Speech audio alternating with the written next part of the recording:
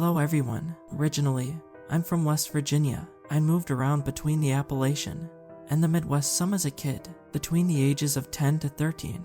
I lived in rural Kentucky in the foothills of one of the oldest mountain ranges on the planet. I lived with my dad and my grams. We lived in what we call a holler. Think of it like a cul-de-sac in between a set of foothills. We lived in the middle of the neighborhood with nothing but family on both sides. No one lived across from us or behind us because of the foothills. When I moved in, my grams had some rules I had to follow. At the time, I chalked them up to hillbilly stranger danger. There were things like don't mess around with the wild animals, don't go out into the woods alone. Then they got a little weird. Don't whistle. If you hear your name, don't answer.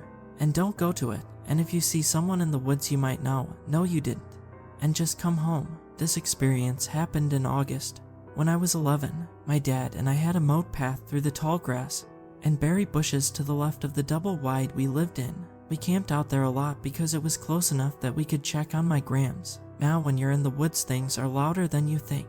You have animal life, bugs chattering, wind through the trees, and grass. There was a stream that ran along the road you could easily hear. That night we added the campfire to that list. My dad decided to go back up to the house about a quarter mile to get more beer and to check on grams. Before he left, he told me not to mess with the fire. After a few minutes of watching the fire, things started to get quiet, like real quiet. The wind had all but stopped, bug and animal sounds were all gone, and the stream sounded like it was miles away. I was getting uncomfortable even though I've been left at the campground before like this. Then I started to smell and taste it. It was in the back of my throat out of nowhere, this awful metal tang. After a few more moments of dread, my dad came back. He was mad right away, said he could smell burning metal coming up the trail. He accused me of tossing beer cans in the fire. I told him I didn't, and even pointed to the fire to prove it. He said there was a storm coming in, and we needed to get back home,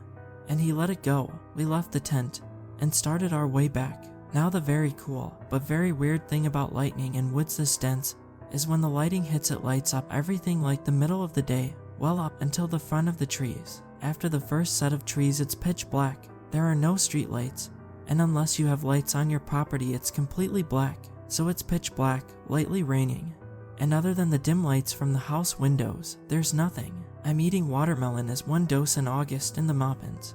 When the first clap of lighting hits, everything is as bright as it can be. After the second passes, it's black as pitch aging. Next clap of lighting comes, and that's when I kind of see it. On the porch, past the yard, over the stream, past the road and the ditches on either side, just past the first line of trees, I could see the silhouette of it. Then it goes dark. This is also when I can't start to taste that same awful burning metal. I'm not really sure what I saw, so I just kind of stay still. It's a few moments before the lighting hits aging. The figure is now closer, standing side by side to the trees. Then it's back aging. I'm standing now, not sure what to do. It's been 20 years to this day, and I've tried, but could never fully describe what I saw. This thing's head wasn't proportioned to its body. The arms were too long, and the torso didn't fit right. It was like if you asked a blind person to draw what a person looked like. It just didn't look correct. Once the lighting hit aging, the thing is standing in the middle of the road. Not wanting to see this thing get any closer, I go inside. My grams is doing dishes and ask why I'm inside. I tell her I think I saw something. She almost immediately gets my dad on his feet, telling him to shut and lock all the windows and doors. My dad, vaguely drunk, obeys. That night I sleep with her. The next day we discover the tent door is torn off.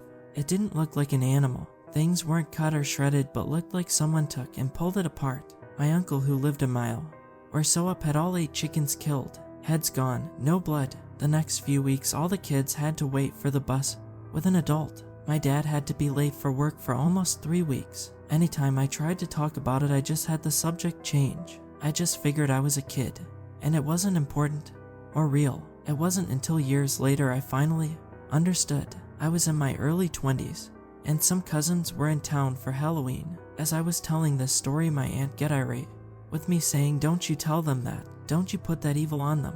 After, I couldn't help but think back on all the times I tried to talk about it, and how I was shunned. My kid mind not realizing it wasn't as simple as a subject change, but then actively shushing me. Once I started dipping my toes in Reddit, I realized there was a name for this thing, the same name my auntie had called it that day at the party, and other people have seen it. The Goatman. What bothers me the most is how to this day I couldn't describe any feature, nor have I ever tasted that awful burning metal taste. So friends, if you ever find yourself in the foothills of Kentucky, please remember my Graham's rules.